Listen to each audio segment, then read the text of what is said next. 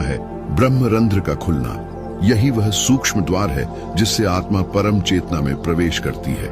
मृत्यु के समय यदि प्राण इसी द्वार से बाहर निकले तो पुनर्जन्म का बंधन समाप्त हो जाता है। यही कारण है कि सिद्ध योगी सहस्रार में स्थित होकर शरीर त्यागते हैं। इस केंद्र से अमृत झरता है। इसे योगियों ने सोमरस, सुधा, अमृत धारा कहा।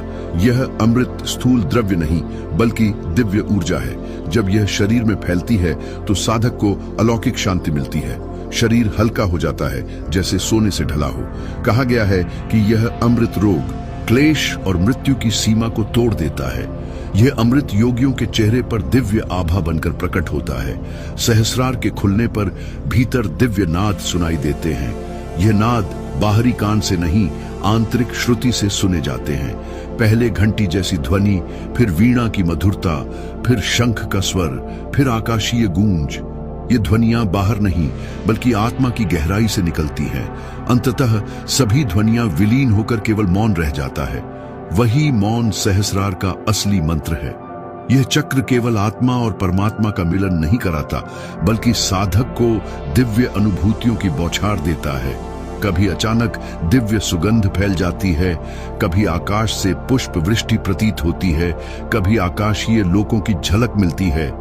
यह सब भ्रम नहीं बल्कि चेतना के उच्च आयाम हैं। सहस्रार का वर्णन केवल योगियों ने ही नहीं किया बल्कि वेदांत और तंत्र ने भी किया। वेदांत कहता है यह ब्रह्मलोक का द्वार है। यहां पहुंचकर आत्मा ब्रह्म में विलीन हो जाती है। तंत्र कहता है यहां शिव और शक्ति का मिलन होता है। जब कुंडलिनी ऊर्जा ऊपर उठकर सहस्रार तक पहुंचती है तो शक्ति शिव में लीन हो जाती है।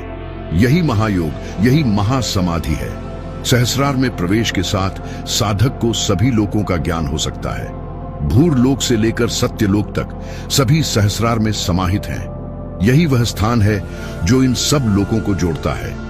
इसलिए इसे ब्रह्मांडीय पुल कहा गया।